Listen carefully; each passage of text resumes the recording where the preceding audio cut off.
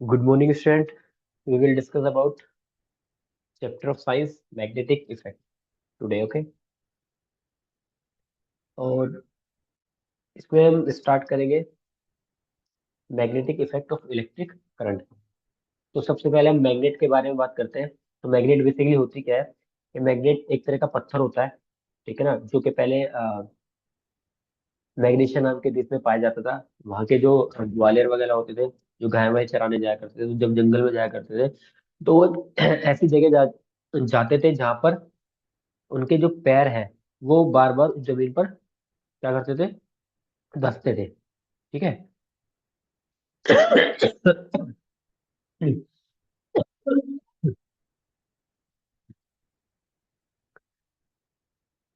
ठीक है। तो उनको चलने में वहां पर क्या होती थी, प्रॉब्लम होती थी। तो वहां के लोगों ने सोचा कि ऐसे इस जगह पर क्या चीज है, तो हम लोग जब चलते हैं तो यहाँ पर चलने में दिक्कत होती है, क्योंकि उनके जो जूते उगते थे उनमें नील लगी हुई थी, कील्स लगी हुई थी, तो उसके कारण उनको चलने में प्रॉब्लम होती थी। जब वहाँ के लोगों ने वहां पर सर्च किया, सर्च करने के बाद उन्होंने देखा वहां पर ऐसे पत्थर पाए जाते हैं जो कि लोहे जैसी चीजों को अट्रैक्ट करते हैं। ठीक है ना। इस वजह से उस पत्थर का नाम मैग्नेट रखा गया। ठीक है। और फिर उसके डिफरेंट डिफरेंट शेप में उसको बनाकर फिर डिफरेंट डिफरेंट टाइप की मैग्नेट्स बनाई गई। जैसे इसमें बार मैग्नेट आती है, हॉर्स मैग्नेट आती है, ठीक है ना। और कंपास में कंपास में जो निडल लगती है वो भी मैग्नेट की बनी होती है, जिससे कंपास बनाया जाता है। तो इस तरह से हमको वो मैग्नेट के बारे में पता चला। और इसके पास दो मेन प्रॉपर्टी होती है मैग्नेट के पास। एक तो ये है कि अगर हम मैग्नेट को उसको एक शेप दे दें, है ना, सिलेंडर शेप दे दें, और उसको अगर हम हैंग करें फ्रीली, तो वो हमेशा उसकी एक एंड हमेशा एक डायरेक्शन में जाता है, नॉर्थ में। और ऑटोमेटिक सेकंड एंड कहाँ जाता है उसका, साउथ में जाता है। तो उसको आप किसी रेंडमली किसी भी डायरेक्शन में रखें और फिर उसको छोड़ दें, तो आप देखोगे वो मूव करके नॉर्थ में आ जाएगा उसका एक एंड, और दूसरा साउथ में चला जाएगा। तो उसकी ये प्रॉपर्टी होती थी। तो ये वेरी वर्सेटाइल प्रॉपर्टी है, इसकी वजह से कंपास बनाए गए। और जंगलों में पहले के टाइम में जब जंगल में जाया करते थे, तो डायरेक्शन भूल जाया करते थे कौन सी डायरेक्शन में जाना है, तो कंपास की मदद से फिर हम लोग ये देख लेते थे कि हमें कौन सी डायरेक्शन में जाना है। ठीक है ना, क्योंकि उसकी एक निडल हमेशा किधर की तरफ रहती थी, नॉर्थ में, और सेकंड साउथ में जाती थी।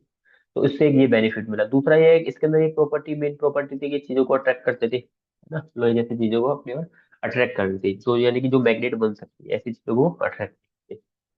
तो वहां से ये मैग्नेट आए के बारे में आया।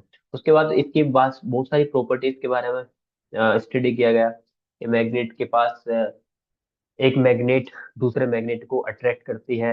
और वो कैसे अट्रैक्ट करती है, क्योंकि मैग्नेट अपने चारों ओर एक ऐसा फील्ड बना के रखती है, जिस फील्ड में कोई दूसरा मैग्नेट आएगा तो उसको अपनी ओर क्या कर लेगी, अट्रैक्ट कर लेगी। या मैग्नेटिक सब्सटेंस जो मैग्नेट बन सकते हैं, ऐसे सब्सटेंस उसके स्पेस में आएंगे तो वो उसको क्या कर लेंगे, अट्रैक्ट कर लेंगे। ठीक है ना। तो ये प्रॉपर्टी मैग्नेट में होती है। तो मैग्नेटिक जो फील्ड है उसके चारों जो स्पेस है, जैसे अर्थ के चारों ओर देखो, अर्थविन ने भी अपने चारों के ऐसा स्पेस बना रखा है जो इनविजिबल है, दिखता तो नहीं है, लेकिन अगर इसमें कोई हम कोई भी सब्सटेंस को रखें जिसके पास मास है, तो वो अर्थ उसको अपनी ओर अट्रैक्ट कर लेगी। देखा होगा आप किसी भी चीज को ऊपर की तरफ से छोड़ो तो वो नीचे ही जाती है ना, अर्थ के सेंटर की ओर। इस प्रकार मैग्नेट के चारों ओर भी ये सोचा गया कि मैग्नेट ने भी अपने चारों ओर ऐसा इफेक्ट बना रखा है, उस इफेक्ट में अगर कोई मैग्नेटिक सब्सटेंस आएगा तो वो उसको अपनी ओर क्या कर लेंगे, अट्रैक्ट कर लेंगे। तो उस स्पेस को हम मैग्नेटिक फील्ड बोलते हैं। ठीक है ना। अब इस मैग्नेटिक फील्ड के बारे में पता किया गया है कि इस मैग्नेटिक फील्ड कैसा होता है ना, दिखता तो नहीं है, बट इसको हमने प्रैक्टिकल करके देखा, और ये हमने पाया कि जो उसकी डायरेक्शन होती है वो नॉर्थ से साउथ की तरफ होती है। मैग्नेट के जो चारों ओर मैग्नेटिक फील्ड होता है उसकी डायरेक्शन नॉर्थ से साउथ की तरफ होती है ना। और इनसाइड द मैग्नेट जो है वो साउथ से नॉर्थ की तरफ होती है, तो मैग्नेटिक फील्ड होती है। और मैग्नेटिक फील्ड को हमने मैग्नेटिक फील्ड लाइंस द्वारा रिप्रेजेंट किया है। प्रैक्टिकल करिए तो हमने इसमें देखा कि इसमें चारों मैग्नेट लाइंस की बनती है ना, जो कर्व टाइप की होती है इसकी चारों डायरेक्शन में, जो कि नॉर्थ से कर्व बनती हुई साउथ की तरफ जाती है। इस तरह से हमने मैग्नेट के बारे में हमें पता चला। और मैग्नेटिक इस तरह से हमको मैग्नेट के बारे में पता चला। उसके बाद उसके बाद यही चीज काफी टाइम बाद एक साइंटिस्ट थे जो कि वो लाइट पर एक्सपेरिमेंट कर रहे थे, जिनका नाम था क्रिस्टन ऑस्टेट, जो कि आपने सामने आपको स्क्रीन पे दिख रहा होगा पिक्चर साइड में, है ना। तो उन्होंने ये ऑब्जर्व किया कि एक दिन वो लाइट को लेकर एक्सपेरिमेंट कर रहे थे, तो जब वो लाइट को लेकर एक्सपेरिमेंट कर रहे थे तो उनके पास में कंपास रखा था। ठीक है। और जैसे ही वो करंट को ऑन करते थे तो कंपास की जो नीडल है वो मूव करती थी। तो एक दो बार तो उन्होंने नोटिस किया नहीं, क्योंकि वो कुछ और चीज पर एक्सपेरिमेंट कर रहे थे। लेकिन जब वो बार बार ऐसा कर रहे थे तो उनकी एक दो बार जब नजर गई तो वो एकदम शॉक में रह गए कि ऐसा कैसे हो रहा है। फिर उनको इंटरेस्ट बढ़ा, उन्होंने देखा बार बार टी को ऑन किया ऑफ किया, करंट को ऑन ऑफ किया, और देखा वो सुई बार बार डिफ्लेक्ट हो जाती थी। जैसे ही ऑन करते थे मूव हो जाती थी, जैसे ऑफ करते थे वापस अपनी पोजीशन पे, फिर मूव ऐसा करते थे। तो उन्होंने देखा कि उन्होंने एक दो बार तो ये सोचा कि शायद हवा के कारण ऐसा हुआ, बट बाद में उन्होंने फाइनली देखा कि शायद ऐसा नहीं हो रहा ये। जब हम जैसे ही कंडक्टर में करंट फ्लो करते हैं वैसे ही क्या होता है, ये मैग्नेट मूव करती है। फिर उन्होंने ये सोचा कि जब करंट फ्लो होता है तो जरूर उस कंडक्टर के चारों ओर एक फील्ड क्रिएट हो रहा है, क्योंकि उसको उन्होंने नाम दिया कि ये मैग्नेटिक फील्ड ही है। मैग्नेटिक फील्ड नाम क्यों दिया, क्योंकि एक मैग्नेट ही दूसरे मैग्नेट को क्या कर सकती है, मूव करती है, मूव करा सकती है या इस पे फोर्स लगा सकती है। और मैग्नेटिक ये फोर्स मैग्नेटिक फील्ड के कारण लगता है। इसी प्रकार कंडक्टर के चारों ओर भी एक मैग्नेटिक फील्ड बना होगा।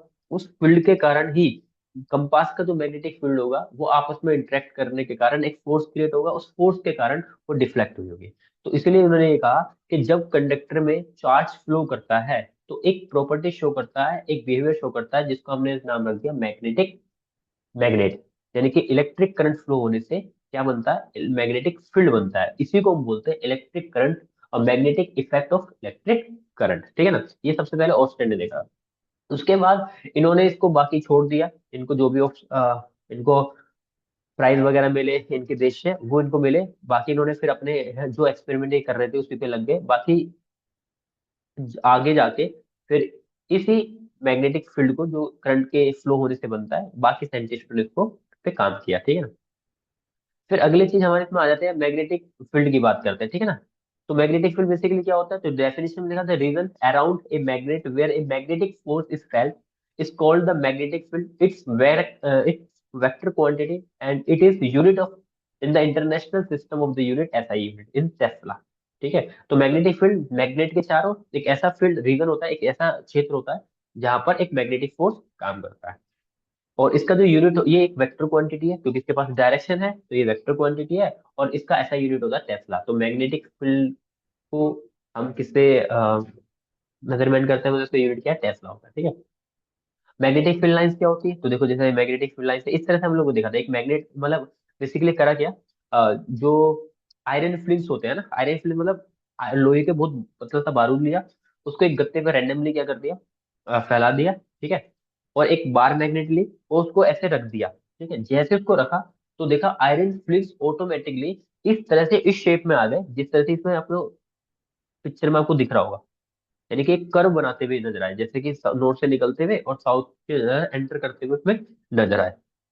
तो ये जो लाइंस बनी इनको इमेजिनरी लाइन बोलते हैं, और यही मैग्नेटिक फील्ड लाइंस कहलाती है। तो imaginary line that depict the magnetic field are observe when iron films are placed near a magnet और forming a pattern that illustrate that arrangement of the magnetic field. तो ये जो iron film जो arrange हो गए है ना, ये अरेंजमेंट जो दिखाई दिया इसी को हमने क्या माना, इमेजिनरी लाइंस माना और मैग्नेटिक फील्ड लाइंस बोला। ठीक है।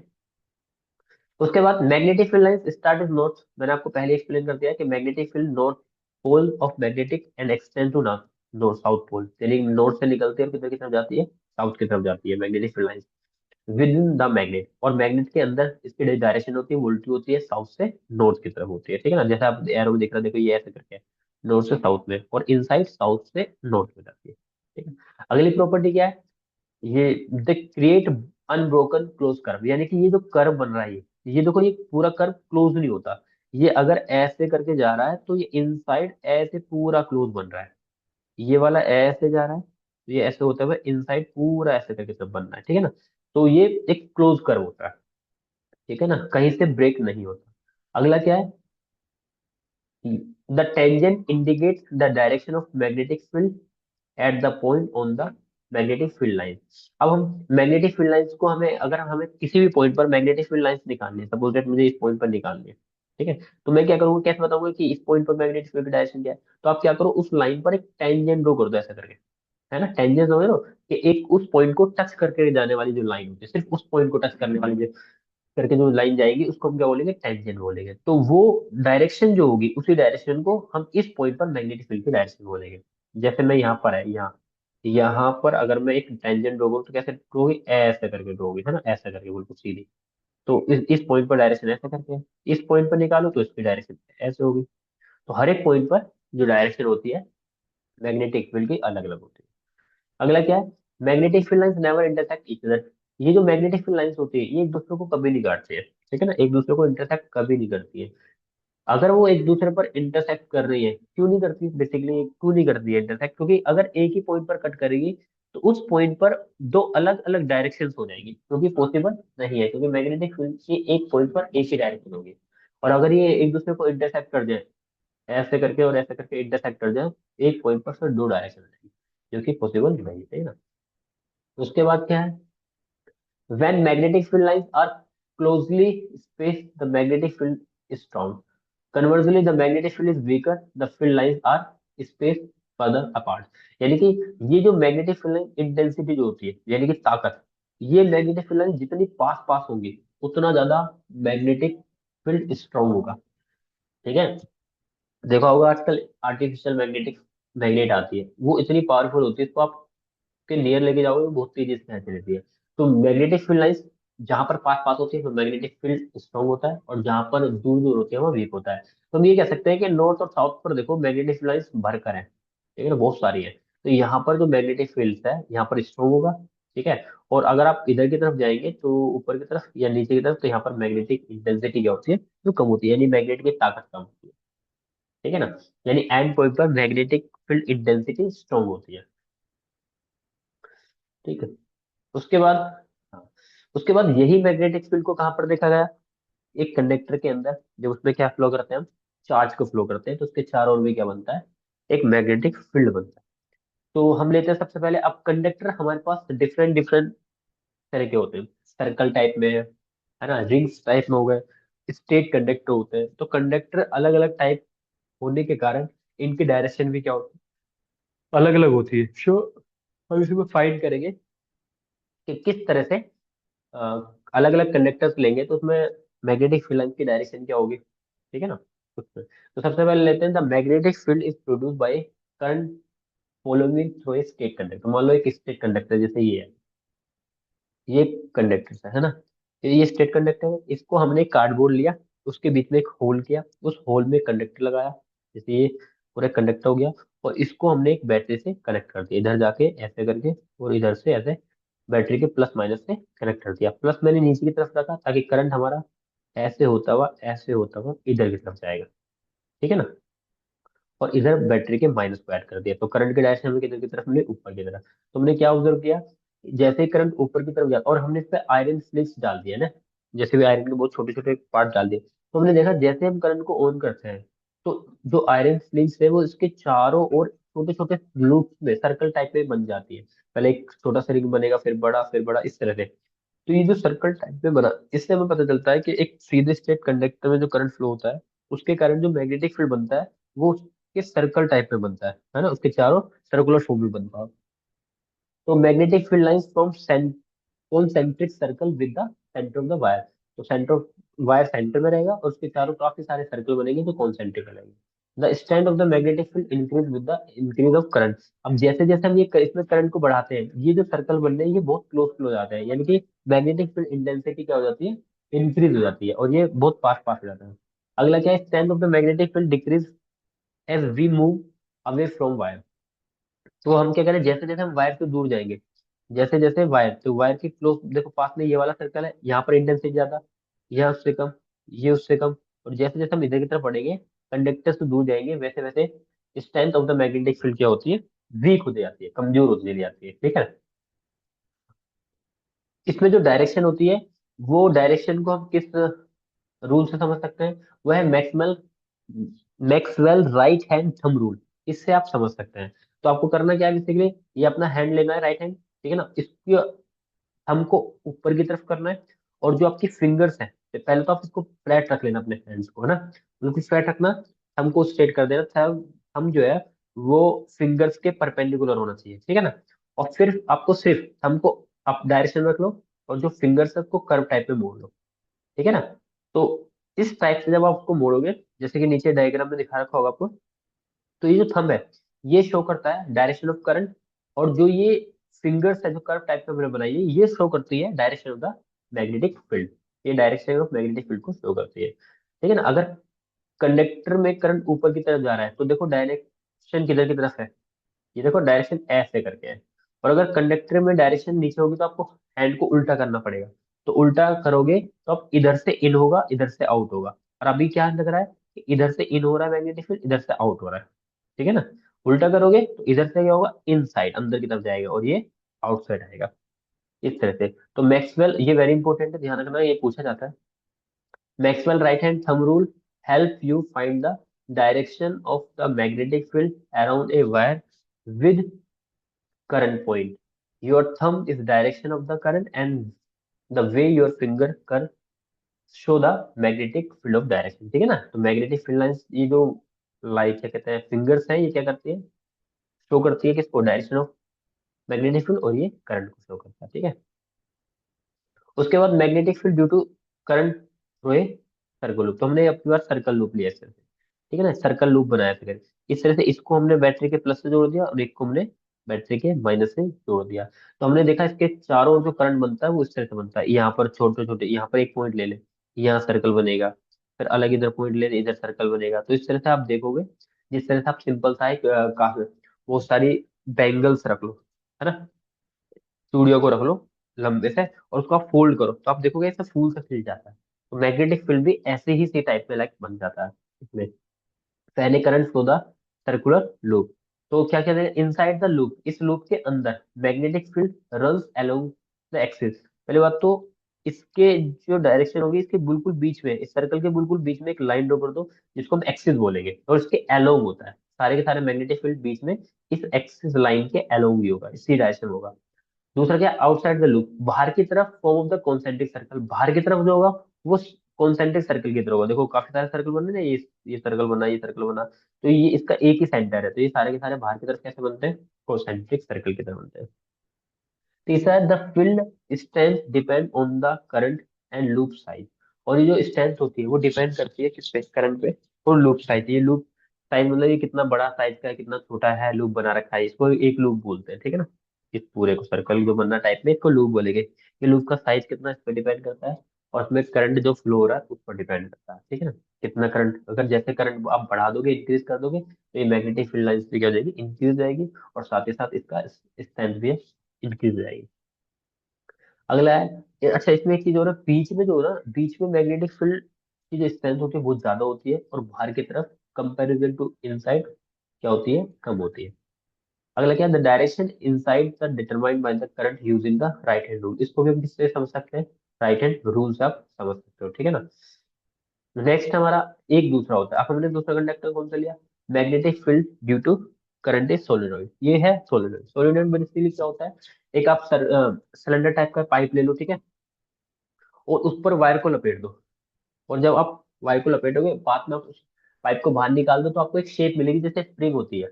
इस टाइप के शेप को हम बोलते हैं सोलोइड। इसमें एक को हम बैटरी के प्लस से जोड़ देते हैं, और दूसरों को बैटरी के माइनस से जोड़ देते हैं, ठीक है, प्लस टर्मिनल से और माइनस टर्मिनल से।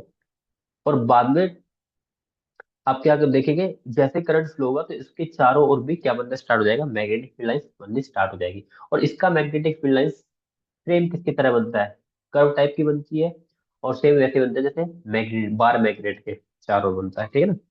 तो बार मैग्नेट और सोलेनोइड दोनों कंपेरेबल एक जैसी मैग्नेटिक फील्ड शो करते हैं। बस इसमें एक थोड़ा सा माइनस फर्क ये होता है कि इसमें जो मैग्नेटिक फील्ड की डायरेक्शन होती है वो प्लस टू माइनस होती है, ठीक है। इनसाइड भी यही होती है और आउटसाइड भी ये होती है। उसमें क्या है, उसमें उल्टा होता है, नॉर्थ टू साउथ आउटसाइड, और इनसाइड जो है वो साउथ से नॉर्थ होती है। इसमें दोनों, चाहे इनसाइड से मैग्नेटिक फील्ड जाए या आउटसाइड से जाए, किधर की तरफ होगा, प्लस टू माइनस, ठीक है।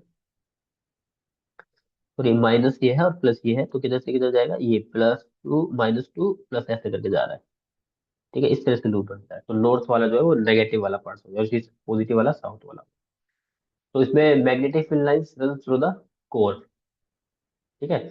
उसके बाद क्या, it S M, assembles that magnetic field around the bar magnet। तो इसके चारों जो मैग्नेटिक फील्ड बनता है वो बार मैग्नेटिक का बनता है।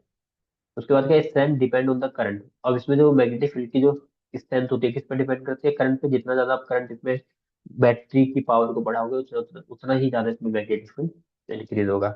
And number of the turn off solid, और साथ ही साथ इन ये जो नंबर ऑफ टर्न है ना, ये जो है इनको नंबर ऑफ टर्न बोलेंगे। तो 1 2 3 4 5 6 7 7 बने हुए हैं। तो अगर आप इसको बढ़ा दोगे और पास पास हो जाएंगे तो इसकी जो स्ट्रेंथ है तब भी बढ़ जाएगी। तो नंबर ऑफ टर्न पर डिपेंड करता है और साथ साथ इसमें कितना करंट फ्लो हो रहा है उस पर डिपेंड करता है। ठीक है। उसके बाद क्या है, इलेक्ट्रोमैग्नेट। इलेक्ट्रोमैग्नेट क्या होता है, तो देखो, an electromagnet is a temporary magnet. ये टेम्परेरी मैग्नेट होती है, create by passing an electric current. तो इलेक्ट्रोमैग्नेटिक वैसे एक फिनोमिना होता है, एक ये कहते हैं कि मैग्नेट बनाने का एक तरीका होता है। तो electromagnet is temporary magnet created by the passing electric current through a coil of wire.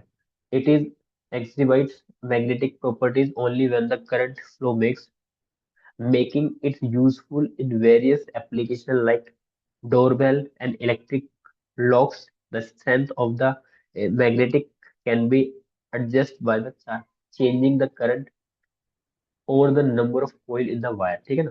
तो दूसरा इसने क्या क्या है, तो ये टेम्परेली मैग्नेट क्रिएट, यानी कि जब हम किसी भी आयरन वगैरह के ऊपर एक वायर को कनेक्ट करके क्या करते हो, तो रब रोलिंग कर देते हैं मतलब, क्या ना। और तो हम क्या देखते हैं कि ये एक मैग्नेट की तरह क्या करना शो करता है, प्रॉपर्टी, मैग्नेट की प्रॉपर्टी को शो करना स्टार्ट करता है जब इसमें करंट को पास कराते हैं। तो ये इलेक्ट्रोमैग्नेटिक कहलाता है। ठीक है। इससे हम फिर बहुत सारे एप्लीकेशन बना लेते हैं इससे। डोरबेल बन जाता है ना, इलेक्ट्रिकल लॉक, जो कि इलेक्ट्रिकल लॉक्स जो गेटों पे लगे होते हैं, डोरबेल होती है, इनसे सबसे इसी तरह से इसको बनाया जाता है। इसको हम टेम्परेरी मैग्नेटिज्म बोलते हैं। ठीक है। उसके बाद क्या है, force on A current carrying conductor in a magnetic wave.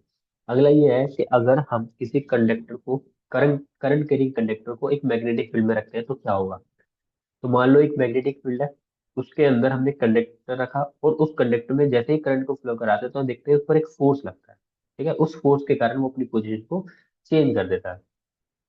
लिखा when a current carrying conductor place in the magnetic field, तो क्या होता है, it experience a force perpendicular to the both the current direction and the magnetic field direction. यानी कि उस पर एक फोर्स लगता है और वो फोर्स परपेंडिकुलर होता है किसके, उसमें बहने वाली करंट के, और मैग्नेटिक फील्ड की डायरेक्शन के परपेंडिकुलर होता है। ठीक है। The force strength increase with the amount of current. यानी फोर्स इतना, अगर फोर्स की स्ट्रेंथ जो है वो इंक्रीज होती है अगर हम क्या करें, उस कंडक्टर में करंट, अमाउंट ऑफ करंट को इंक्रीज करते हैं और मैग्नेटिक इंटेंसिटी को इंक्रीज करते हैं, तो उस पर लगने वाला फोर्स भी क्या है, इंक्रीज रहेगा। तो जो हमारा पंखा होता है, फैन देखा होगा ना, फैन जो हमारा काम करता है वो इसी बेसिस पे काम करता है। तो आपने देखा होगा फैन के अंदर ना एक मैग्नेट लगी होती है, तो उस मैग्नेट के बीच में कॉपर वायर की बॉन्डिंग होती है। अब जैसे ही आप करंट को फ्लो कराते हैं तो मैग्नेट के कारण मैग्नेटिक फील्ड बन रहा है, और जैसे ही कंडक्टर में करंट को फ्लो कराते हैं तो उसके चारों ओर भी एक मैग्नेटिक फील्ड बनता है। तो मैग्नेट का मैग्नेटिक फील्ड और कंडक्टर के अंदर जो मैग्नेटिक फील्ड बनता है, उन उन दोनों के इंटरेक्शन से एक फोर्स डेवलप होता है। उस फोर्स के कारण वो कोई घूमना स्टार्ट कर देती है। तो फैन हमारा इस बेसिस पे काम करता है। ठीक है। और इसको हम, इसकी जो डायरेक्शन है उसको हम किससे समझ सकते हैं, लेफ्ट हैंड रूल।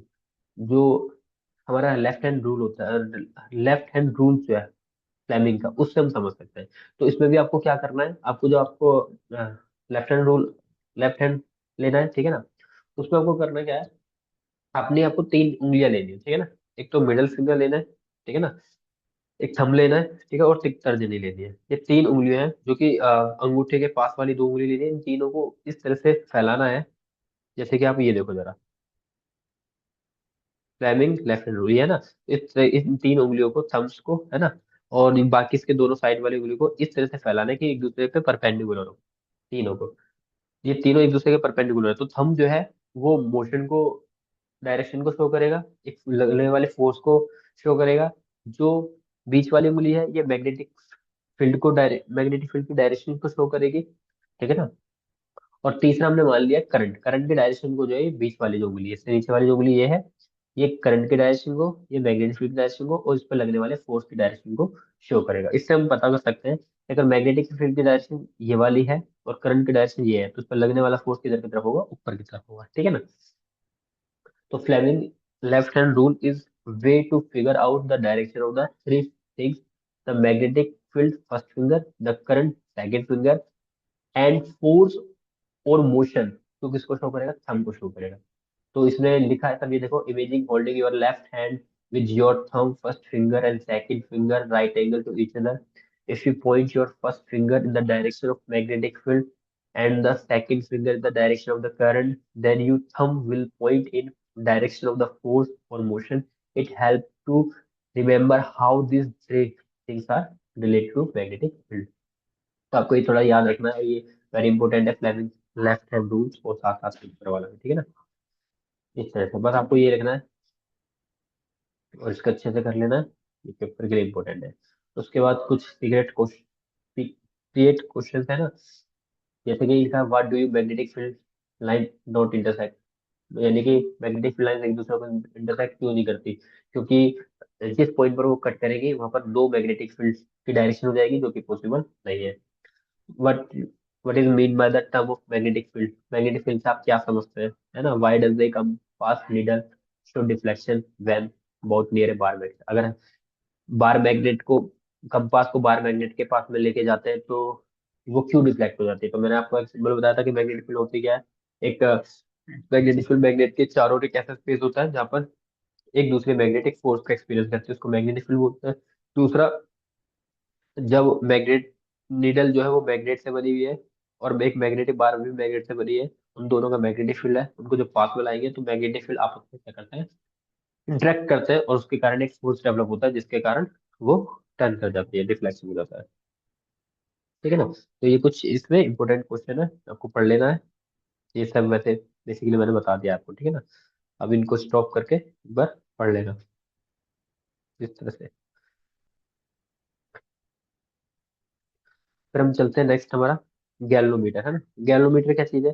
तो a device capable to sensing the presence of electric current in a circuit. तो इलेक्ट्रिक करंट, गैल्वोमीटर में हम किसको मेजरमेंट करते हैं? इलेक्ट्रिक करंट को। तो ये एक ऐसे डिवाइस होता है जिसमें हम इलेक्ट्रिक करंट को मेजर करते हैं। The needle stay in zero position, सबसे पहले इसमें जो नीडल होती है वो बिल्कुल बीच में होती है, जीरो पर, है ना। When there is no current, तो हम ये मानेंगे कि उसमें कोई करंट नहीं फ्लो हो रहा। Depending on the current direction the pointer can shift either the left और राइट। और जैसे इसमें हम उसको हम कनेक्ट करते हैं किसी कंडक्टर के अंदर, तो इसकी जो सुई बिल्कुल बीच में है, या तो वो लेफ्ट में जाएगी या फिर राइट में जाएगी, लेफ्ट में जाएगी या राइट में जाएगी। इससे हम शो कर लेते हैं कि अगर लेफ्ट में जाती है तो नेगेटिव, मतलब करंट डिक्रीज हो रहा है ना, और इधर की तरफ जाएगी तो वो इंक्रीज हो रहा है, नेगेटिव और पॉजिटिव है। The pointer can shift either the left और right, zero marks of the scale. अब टाइप ऑफ करंट, करंट कितने टाइप के होते हैं? तो बेसिकली करंट टू टाइप के होते हैं, एक तो होता है डायरेक्ट करंट और डीसी करंट, और एक होता है अल्टरनेट करंट और एसी करंट। अल्टरनेट करंट को एसी करंट बोलते हैं, डायरेक्ट करंट को डीसी करंट बोलते हैं, ठीक है ना। जो हमारे घरों में आता है वो कौन सा करंट होता है? एसी करंट होता है। और जो हमारे इन्वर्टर वगैरह में डायरेक्ट करंट होता है, ठीक है। तो डीसी क्या होता है? It is the electric current which flow the same direction. Direct current में जो करंट है वो सेम ही डायरेक्शन, एक ही डायरेक्शन में फ्लो होती रहती है, तो उसको हम डायरेक्ट करंट बोलते हैं। अल्टरनेट करंट क्या होता है? ये डायरेक्शन बदलता रहता है। It is the electric current which reverse its direction after a fix interval of the time. एक फिक्स इंटरवल ऑफ टाइम में ये अपनी डायरेक्शन को बदलता रहता है, इसलिए इसको हम अल्टरनेट करंट बोलते हैं, एसी करंट बोलते हैं, ठीक है ना। इसमें डायरेक्शन चेंज होती है बट इसमें डायरेक्शन चेंज नहीं होती है, ठीक है। ये डिफरेंस है। उसके बाद डोमेस्टिक सर्किट क्या होता है? डोमेस्टिक सर्किट जो हमारे घरों में जो एप्लीकेशन पूरे लगे होते हैं, इनको हम डोमेस्टिक सर्किट बोलते हैं। ये काम मीटर से लेके, है ना, मीटर से लेके घर में जितने भी डिवाइस होते हैं इसको हम डोमेस्टिक सर्किट बोलते हैं। तो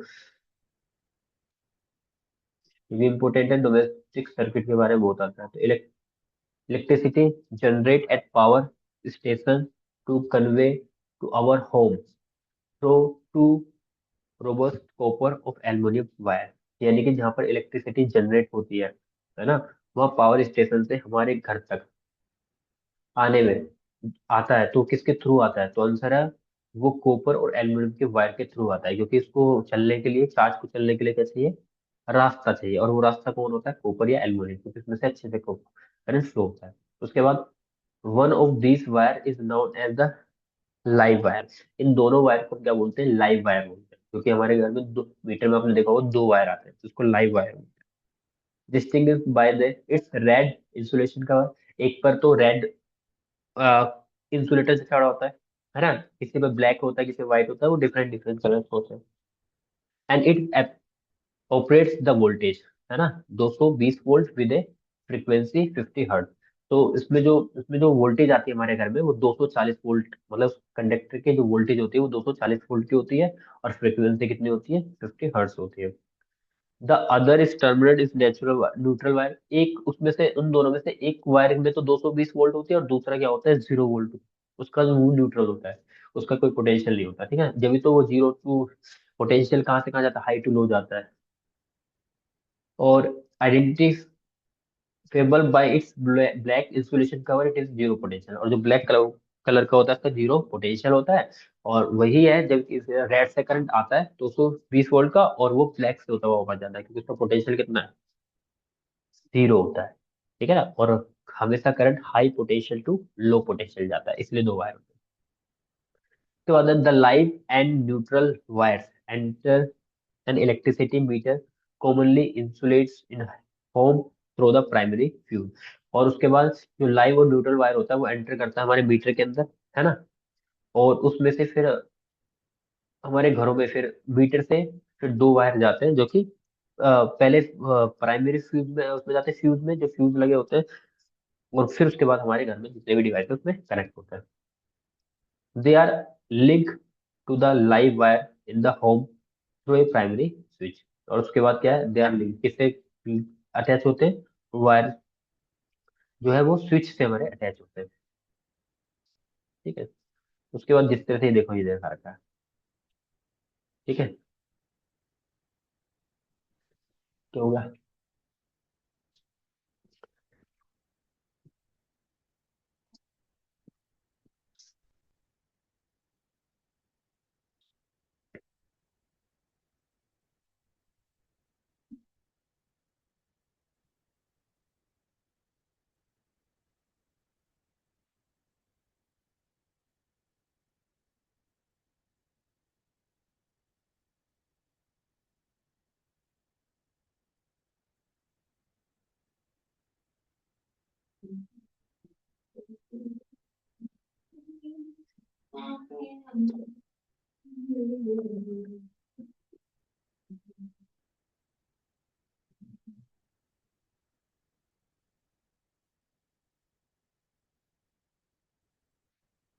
एक तारा।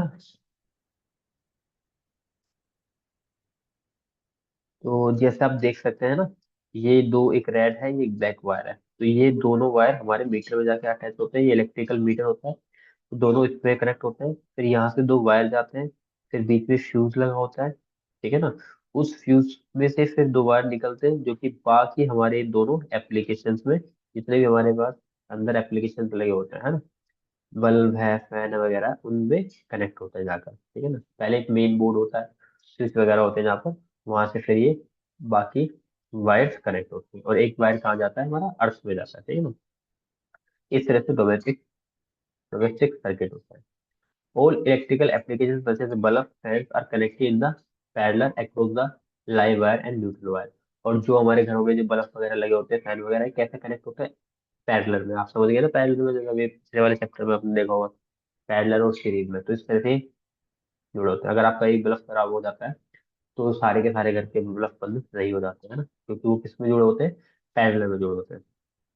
उसके बाद the electrical supply reaching our homes as two wire. तो आप जानते हैं कि दो वायर होते हैं जो कि हमारे घरों में आते हैं, उनसे ही इलेक्ट्रिसिटी सप्लाई होती है। एक तो लाइव वायर होता है, जिसको फेस वायर भी बोलते हैं, और उसका जो टिपिकल कलर होता है रेड होता है या फिर ब्राउन होता है। It carry the current from the power house. ये कहाँ से कैरी करके लाता है, लाइट करंट को पावर हाउस से टू द इलेक्ट्रिकल एप्लीकेशन। कहाँ तक, इलेक्ट्रिकल एप्लीकेशन।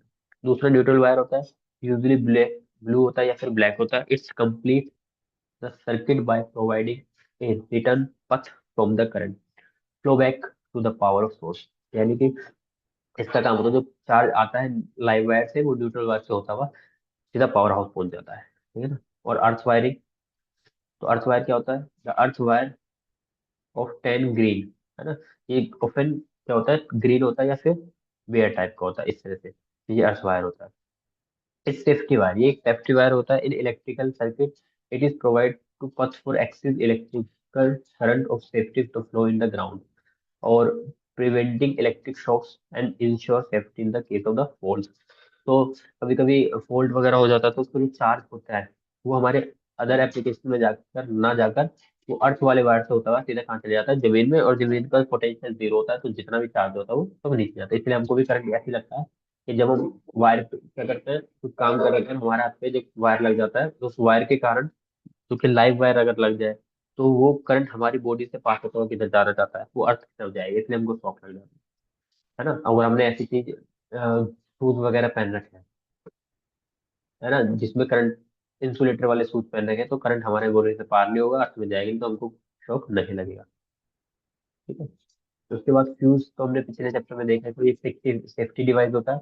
इसका मेल्टिंग पॉइंट जो होता है वो लो होता है, वो जल्दी टूट जाता है, ठीक है ना, जिससे हमारे घर में बाकी एप्लीकेशन सेम है। ठीक है, तो ये इंपॉर्टेंट क्वेश्चन है कुछ, आप देख लेना, इसको पढ़ लेना। और तो बेस्ट ऑफ लक और द एग्जाम। ये चैप्टर यहीं तक फिनिश होगा, ठीक है। Okay, thanks for watching.